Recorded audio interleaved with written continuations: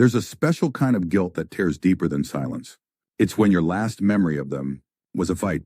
No hug, no goodbye, just a slammed door, left on red, a message that ended with, "Don't ever talk to me again." And then They die. Now what?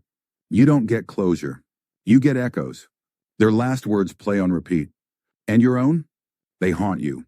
Because they were said in anger, not knowing they'd be the last. One guy messaged me. His best friend died in a car crash. The night before, they argued over a girl. He told him, "I hope you crash and burn." That's the last thing he ever said to him. Now try living with that. Even if you didn't mean it, even if it was just words. When they die angry at you, you don't just lose a friend. You lose the chance to make it right. Your brain becomes a courtroom.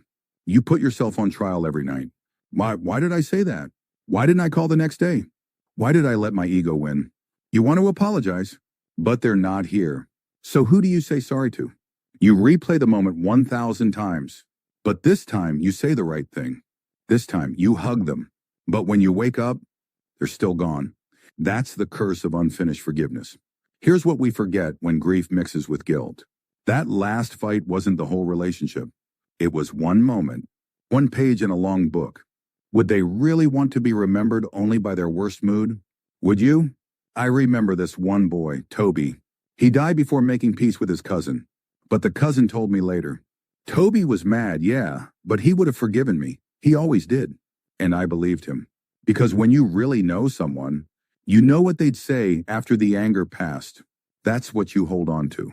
Not the rage, but the rhythm beneath it. You can't rewind, but you can redeem.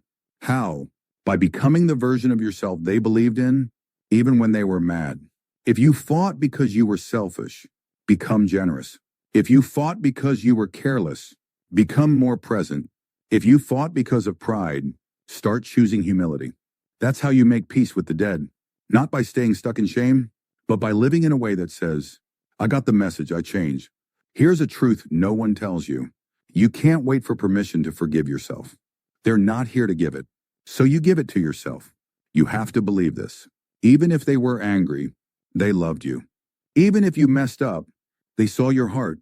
Even if you parted in conflict, there was still connection. Because real friendships don't shatter in one fight. They bend, they bruise, but they don't forget the bond beneath the broken.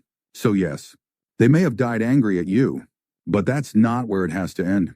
You carry their story now, and you still get to write the next chapters. But in the next episode, we're going somewhere darker. What if you were the reason they died? Now that is guilt on a whole other level.